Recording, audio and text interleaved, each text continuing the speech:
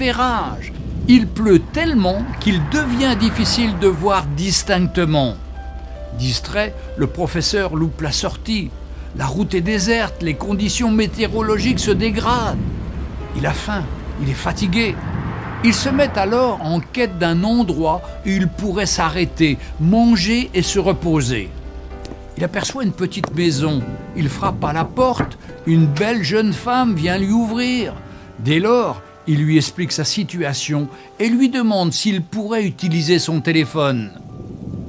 Cette dernière n'a pas de téléphone. Elle lui propose d'entrer et d'attendre que la météo s'améliore avant de reprendre la route.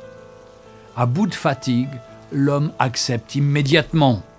La jeune femme lui offre à boire et à manger et lui propose de se joindre à elle pour prier. Il refuse poliment et lui dit qu'il croit au dur labeur, mais pas aux prières. Tout en dégustant son thé, le docteur observe la jeune femme. Assise à côté d'un berceau, celle-ci prie avec ferveur. L'homme est intrigué, il s'approche et l'interroge. À qui appartient ce bébé ? Que peut-elle demander à Dieu ? Dieu daigne-t-il l'aider ? La jeune femme lui explique alors qu'il s'agit de son fils et qu'il a le cancer. Dans son entourage, nombreux sont ceux qui lui ont suggéré de consulter un certain docteur Harrison. Malheureusement, les honoraires de ce spécialiste sont très élevés. Elle n'a pas les moyens de le payer. Elle termine son explication en ajoutant que Dieu n'a pas encore répondu à ses prières. Mais elle a la ferme conviction qu'un jour, Dieu va frayer un chemin pour la solution à ce problème. Par conséquent, elle refuse de laisser la peur prendre le dessus sur sa foi. Stupéfait sans voix, des larmes inondent le visage du docteur Harrison. « Dieu est grand !» s'écrie-t-il avec émotion.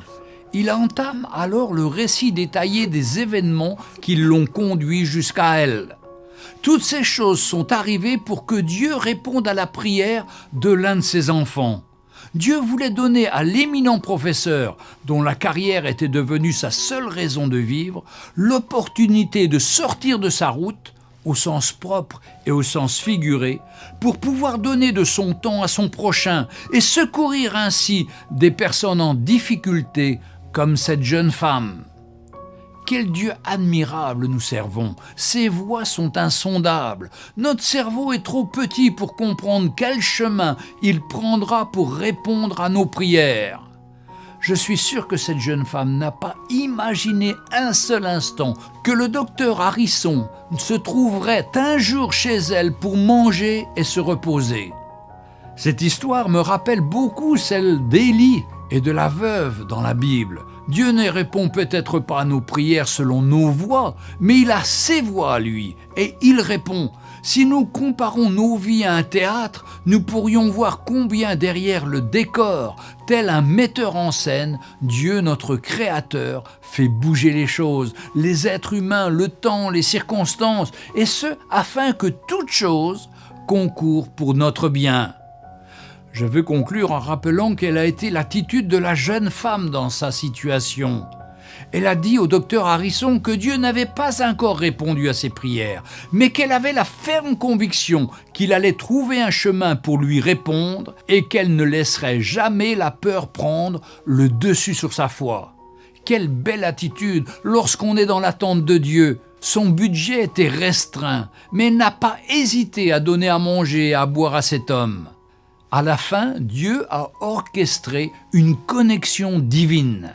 Il a été fait à cette femme selon sa foi. Puisse Dieu nous aide à développer une telle attitude en toutes circonstances. Ne nous arrêtons jamais de faire confiance à Dieu. Ne nous arrêtons jamais de croire au-delà de toute espérance, même quand tout autour de nous nous pousse à abandonner. Gardons la foi. Tout est une question de foi dans le Seigneur Jésus. Lui, il nous entend et il répond à notre prière. Que le Seigneur vous bénisse. Retrouvez Un jour une histoire sur www.365histoire.com.